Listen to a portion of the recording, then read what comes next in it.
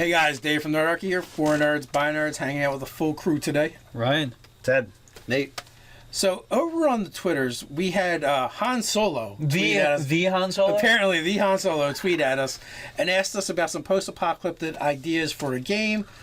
It's Twitter, so you don't get a lot of characters that express what it is. Only 140 of them. Yeah. Right, so basically that was it. That's all we have to work with. All right, so if it was Han Solo, then we should really have something in Coruscant. Is that what we're saying? Maybe. Definitely shooting first. He's totally shooting first. No ifs, ands, or asses about that. This is about croissants. Croissants. So with that, I don't know. So post-apocalyptic, we play a lot of D&D 5e. There's like rules in the DMG to do some crazy stuff.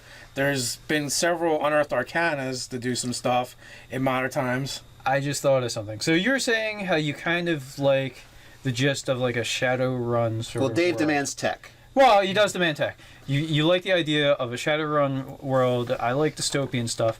What if we did a thing where like basically corporations were like doing like either kaiju or like genetic alterations of things, and like their mascots were kind of like this genetic super soldier or thing that they make. So like McDonald's would have like a genetically engineered clown. Wendy's would have like a red-haired like Red Sonja type of character. So like all these corporations, so you gave them all mascots that are actually like super soldiers. Okay. I don't know, and like that's part of the context of this post-apocalyptic world. So it's like it's a shattered realm, sort of like corporations run everything. You mean Shadowrun? Shadowrun, and like so it's sort of like the corporations run everything, and they're messing with nature and creating like these crazy. But things. it's still supposed to be like we're still supposed to call it post-apocalyptic. Essentially the world still has to break. And I mean, you can use that for the basis, because here's what I like about Shadowrun. I just like the fact that they basically take, the fantasy elements and merged it with modern and futuristic. It's dystopian, but it's not post-apocalyptic because an apocalypse didn't happen. Like that's my freaking point. Yeah, he wants to smash. We have to. Yeah, so we have to figure out what the cataclysm is that would occur, basically. I actually like going from the like high concept points first. Like for example, we're saying tech. So level of tech can be high, but it can be scarce. Yes. Yeah. Because it's apocalyptic. So there's no raw material to finish goods train going for like really, really high tech stuff, except in very, very few areas. And maybe it's not like a big mess. There's a reason why someone hasn't gone around with flying jet mechs, cybernetic things, and taken over the entire rest of the world. That's still there. You mentioned trains and jet mechs. A very important contextual thing is this futuristic or is this prison era? Like, what level of tech is around? Yeah, even if it is broken, wonky, or hard to come by. I'd like to go a little bit beyond where we're at now. Okay. Almost like what we would feel is like a magic item, but it's just really like a technology from 200 years. 4th edition GammaWorld actually did it really well. What is it? A Hadron Collider? What is that? Is that what it's called, Nate? You're a science. Hadron Collider. The thing that was in like the Super Collider is supposed to be able to do bad things. Well, it was supposed to like mimic the Big Bang that got the galaxy started, and like it malfunctions and. Yeah, so in GammaWorld, like they fire this puppy up, and it basically creates this thing where it merges all the worlds in across all dimensions into one place, and creates this thing where things bleed in and out at random, and that's how they in that version of GammaWorld they broke the world. So it like squashed all the multiverse. All realities kind of existed in a weird messed up. Yeah, they kind of converged and then disseminated at the same time. Like, so it's not like everything just exists at the same time, but everything kind of like meshed. So it became a collage world. Yeah, so not a full on template, but some things came over, some things didn't, some things left. Basically, it gave the GM enough room in the game to literally put in anything and everything they wanted. Yeah, there could be an entire forest of elves were transported in. but then there's no dragons or something. So you Well, can that's have- just how that worked, and Yeah. I think they did it really well. I like the idea of taking it from what if fantasy stuff has always been real? What happens as the timeline progresses forward? They start moving forward with magic, but then also technology. You go through the modern era, all right, so the tech era.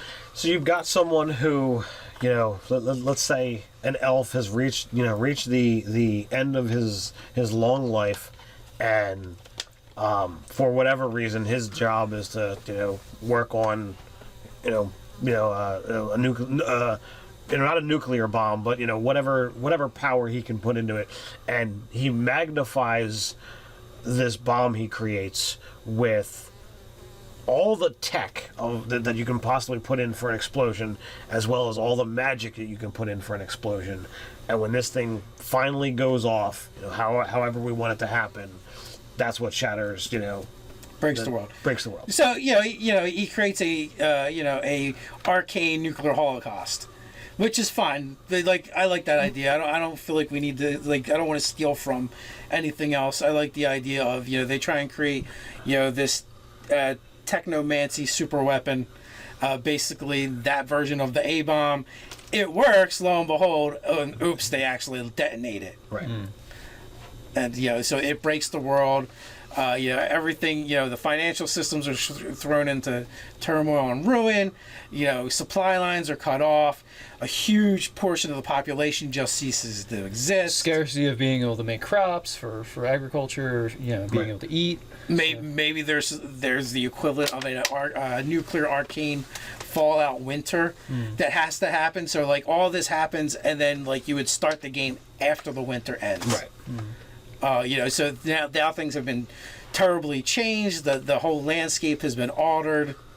So you've got mutants to some degree, similar to a GammaWorld situation where you might Or not Judge be the, Dredd. Yeah, I was gonna say GammaWorld, Judge Dredd, so you've got any kind Mad of Max. any kind of mutation that you really want to work with, to properly set up your setting, and then you have whatever fallouts as you want to put from this nuclear winter, and whatever situations you want to have fall with that, and then it's all right. Well, now your backdrop is set.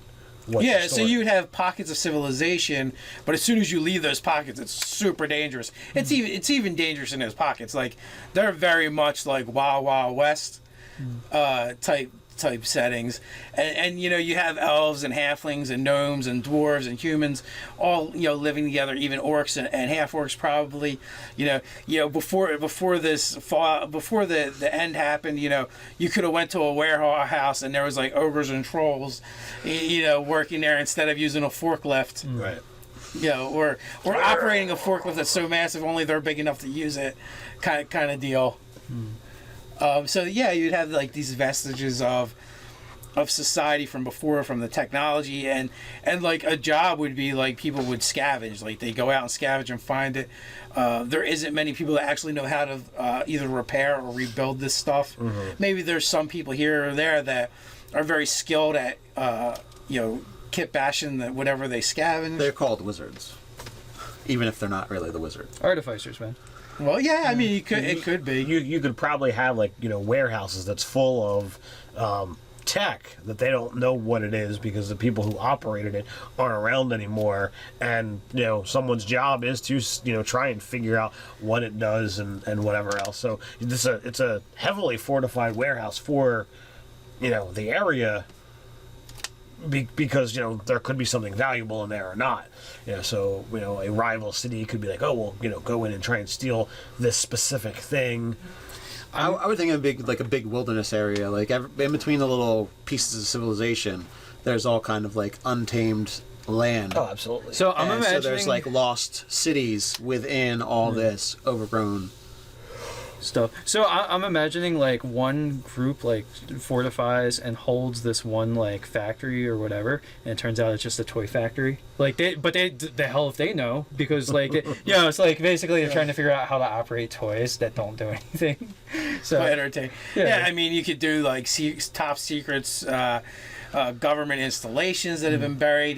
Maybe it comes online and it's automated, and maybe or even like your idea with maybe the corporations did have mascots and they genetically modified them, and one of them comes online, and now there's an army of Wendy's running around like Sonya.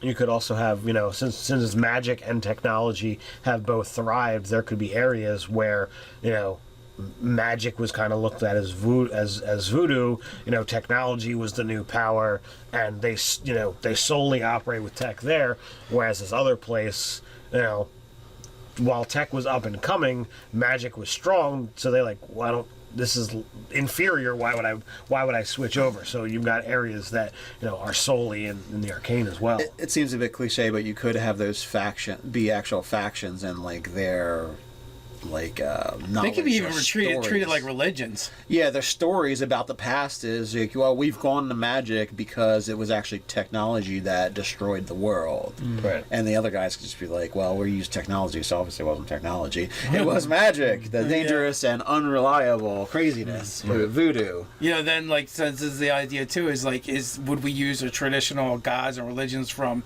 the D&D settings, or would we say this world is actually a little bit harsher and is kind of cut off from the divine, or whatever divine, or maybe there is divine characters, but they're not connected to gods. There's not big religions. Almost like demigods. Well, no, it's not even that. Who cares who they worship or where the power comes from? But they end up more like street prophets that are able to exhibit divine power, and granted, it would probably only be the player characters doing it anyway, so it'd be rather rare. Yeah, I would see more along the lines of divine characters are rare, and as you said, whatever their source of power is, it's whatever the player wants, And I would go even further to say that there's a techno option for paladins and rangers and characters that tend to be divine oriented, where instead of their magics coming from divine power, but they actually use technology to simulate that kind of stuff. Yeah, that could work. I was almost thinking with the idea of corporatism, what if the corporations are manifestations of the gods? Say fast food chains, it's gluttony and stuff like that. You could do a thing where it's a defined sanctioned corporatism. I don't know. It was just he's really stuck on these fast food joints. Well, they are the devil. They kind of are. The devil. I mean, I love me a burger and a shake and this and that, but it was just it'd be kind of an interesting, because the context of what we're doing, it's not something I've been seeing done before, and it's kind of just an interesting idea that popped up. Well, going along with those lines, what if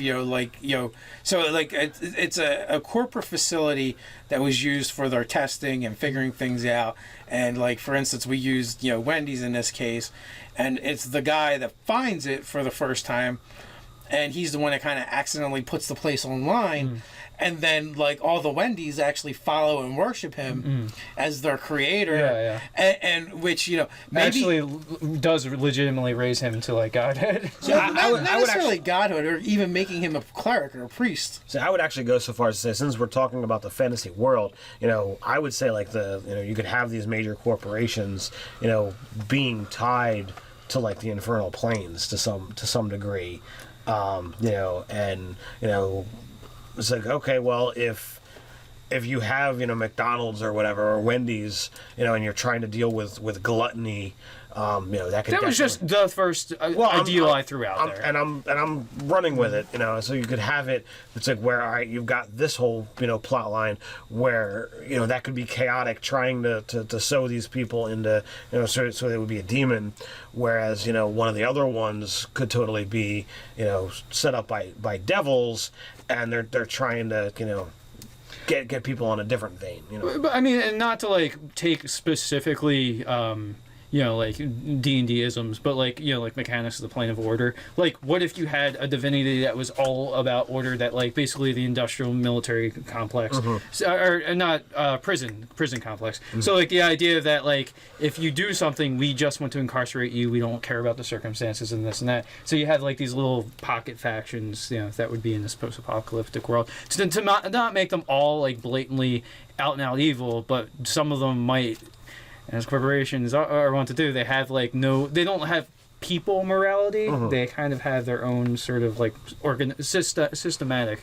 I would almost want to do a sealed plane like Dark Sun. Yeah. If you're doing post-apocalyptic, like I think once you start being able to leave that place and go other places, you would just go somewhere's better. Yeah, like you'd be like, the Nine Hells seems a lot better nowadays. But no, I mean, but the thing is too, like we don't have to use, if you're creating your own world, you don't have to use the cosmology of the planes. Like it doesn't exist in your world. All right, so there you go. There is no place to go. You can trickle energy in, but you can't go there, and that's fine.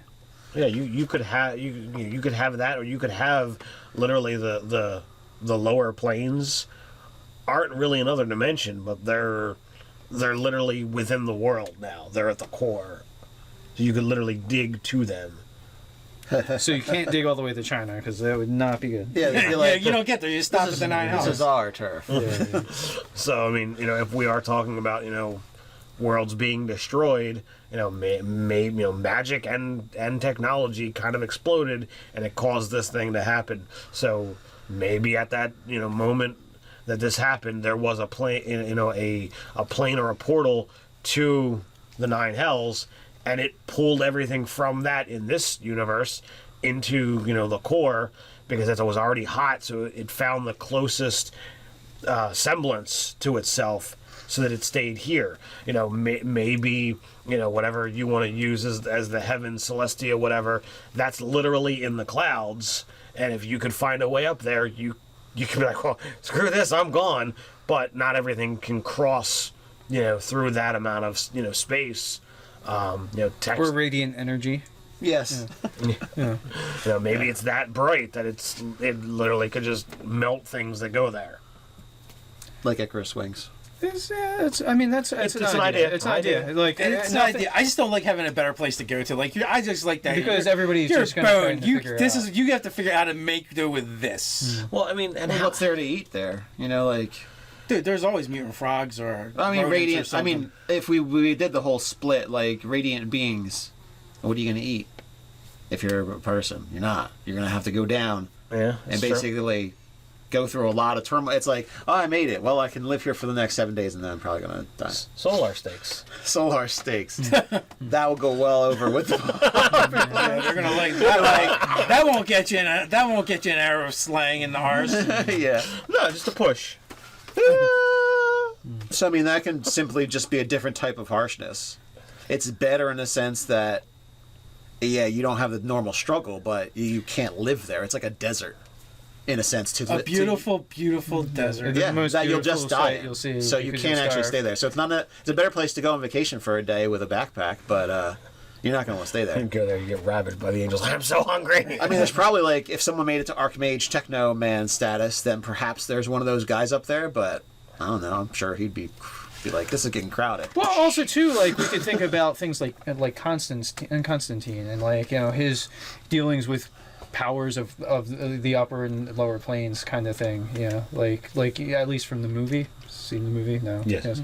Yeah. I mean, so like the way he interacted with demons and devils through that, and like not every angel was even good per se, right. So. Well, it's some food for thought. I think as a start spot. We can come back to this if you guys seem interested in it. What do you think? What kind of inspiration should we draw from? For now, I'm looking at things like Defiance and Thundar the Barbarian. Dark Sun is a good one as well. Even some aspects from like Conan and stuff like that. I like a little bit of swords and Mad Max. Mad Max. Yeah, absolutely. And with my post-apocalyptic hell.